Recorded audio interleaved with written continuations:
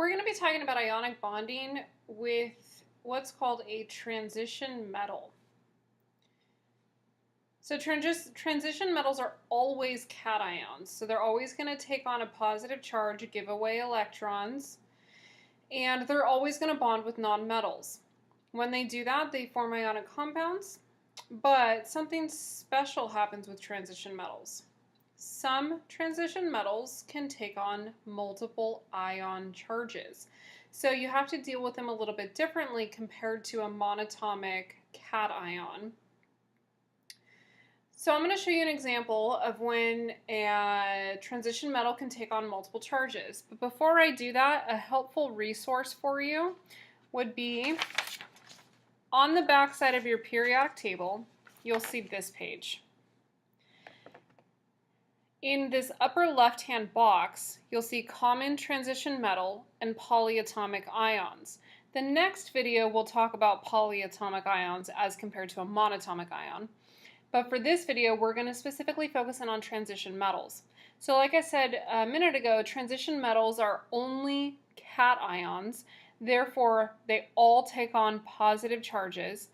And so that means that the only column we need to look at is the positive ion column. In addition, as far as this chart goes, this first compound, ammonium, you notice how there's two elements, nitrogen and hydrogen? That is not a transition metal. That is a polyatomic ion. So what we're going to do is we're going to look at this entire column with the exception of this first compound. Okay. So if you look at, let's say, copper, it says copper and then in parentheses Roman numeral 1, and then right below that there's copper with a Roman numeral 2. And then if you look at the ion right here, this says copper with just a plus sign, which means +1. And then this is copper with a 2+, like that. It doesn't matter if you write the plus first or last, it's the same thing. So you have +1 and +2. So what that means is copper can give away one valence electron if it wants to, but it also has the option to give away 2 valence electrons if it wants to. It depends on what it's bonding with. You can see iron does the same thing. Iron takes on a 2 charge and it has a Roman numeral 2 in the name. And then iron can also take on a 3 charge. So those are the two that we're going to be focusing on right here, iron 2 and iron 3. Okay. So here's my example was iron. Iron can take on a 2 charge and it can also take on a 3 charge.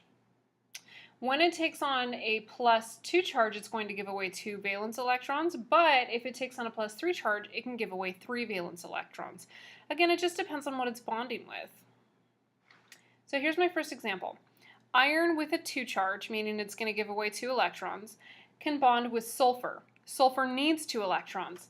So if iron gives away 2 and sulfur needs 2, that's a net of 0, which means that I know the octet rule has been completed for both iron and sulfur.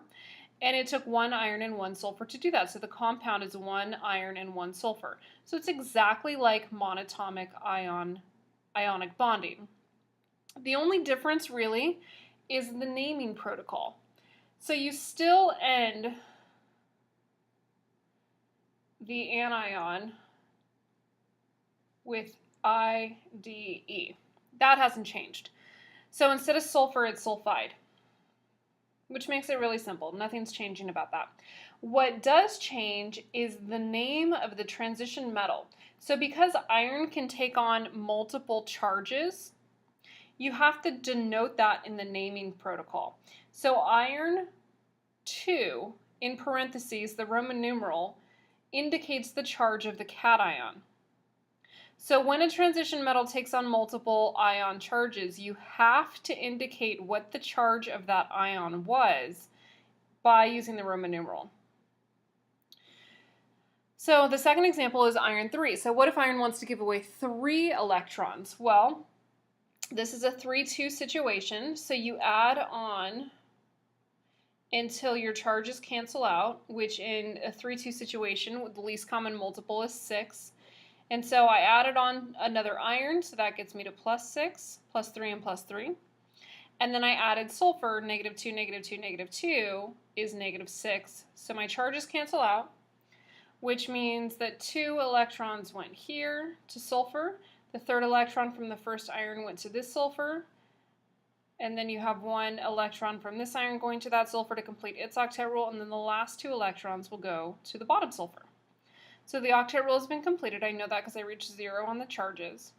And in the compound, you see I have iron, and there's 2 of them, so Fe and then a subscript 2, and then there's 1, 2, 3 sulfurs. So this is a little tricky. Right here, it says Fe2. Students often, when they name this compound, will put iron and in Roman numerals the number 2 because there's a little 2 following the iron. That's wrong. That number 2 is how many irons it took, there's 1, 2, to complete the octet rule. That is not the charge of the iron. Those are 2 different things. So the charge of the iron we started off with was a +3 charge. Therefore, in my Roman numeral, I have the Roman numeral 3. So a trick to remember how to write the Roman numeral, if you work this backwards, this 2 came from over here, and this 3 came from over here. So iron started off with a +3 charge, and because of that you needed 1, 2, 3 sulfurs, which is why there's a 3 here.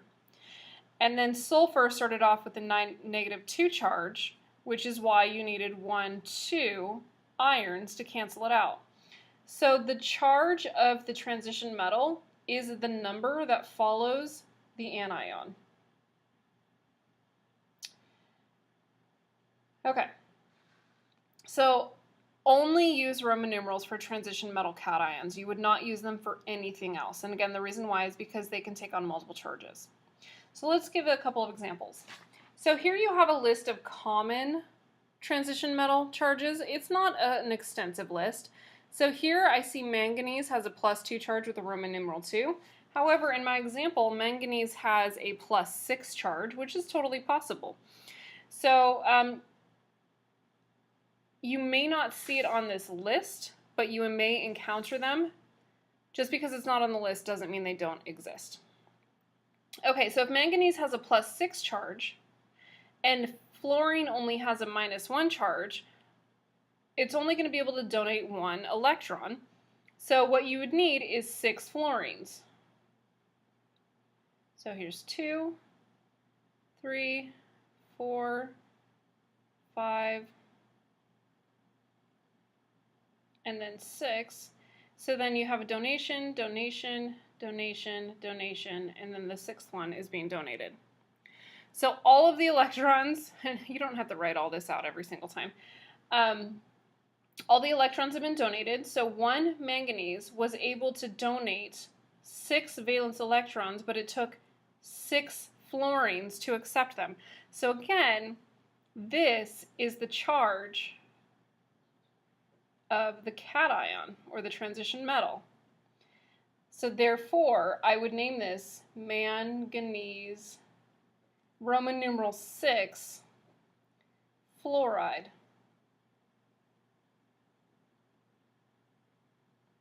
Let's try another one. So this is a 3-2 situation. So I know the least common multiple has to be 6.